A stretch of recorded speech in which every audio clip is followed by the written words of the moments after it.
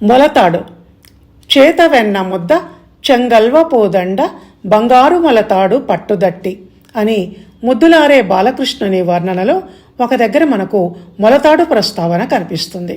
అంతేకాక ఆముక్తమాల్యద, శృంగార నైషధం కావ్యాలలో కూడా ఒక దగ్గర ఈ మొలతాడు ప్రస్తావన ఉంది.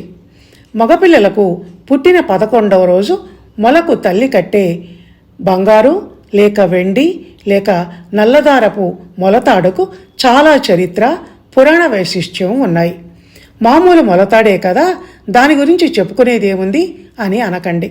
వెనకటి కాలం పెద్దలు ఒక ఆచారంగా సంప్రదాయంగా పాటించిన ఈ పద్ధతి వెనుక చాలా ప్రయోజనాలు, కథా కమామిషు ఉన్నాయి.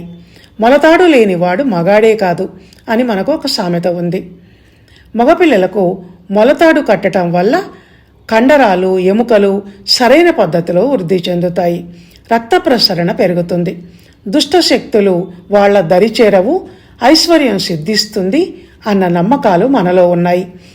పురుషుడు నల్లటి మొలతాడు కట్టుకోవడం వల్ల కటి ప్రదేశంలో చల్లదనం పెరిగి వెన్నెముక ఆరోగ్యంగా ఉండటం, పేగులు జారిపోకుండా ఉండటం, వీర్యాభివృద్ధి జరిగి సంతానం కలగటం, నడుము నొప్పి, వెన్నెముక సమస్యలు, డిస్క్ జారటం వంటి సమస్యలను దరిచేరనివ్వకుండా ఉంచటం జరుగుతుంది.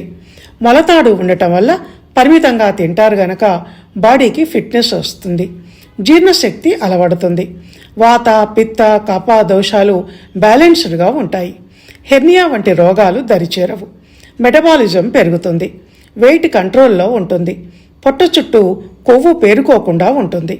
ఇవన్నీ సైన్స్ నిరూపించిన విషయాలే గనక మొలతాడు ఒక చాదస్తం అని ఎంత మాత్రం అనుకోకూడదు.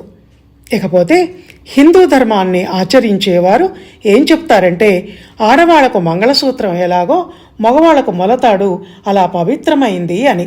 మరో విషయం ఏమిటంటే, చనిపోయినప్పుడు ఒంటి మీద నుంచి ఆఖరి వస్తువుగా తొలగించేది ఈ మొలతాడునే. ఇలాంటి పవిత్రమైన మొలతాడు పాతదైపోతే పురుషులు దీన్ని బుధవారం మార్చుకోవాలని శాస్త్రం చెప్తోంది. కనుక మోడర్న్ కల్చర్కి, ఫ్యాషన్స్కి ఇది తగదు అని మగపిల్లలు మొలతాడును తీసి పక్కకు పడేయటం, అసలు ధరించకపోవటం అనేది అస్సలు చేయకండి. ఆ తరం పెద్దలు ఏది చెప్పినా దాని వెనుక సంప్రదాయమే కాదు, సైన్స్ కూడా ఉందని గుర్తించండి అని కోరుతూ ధన్యవాదాలు.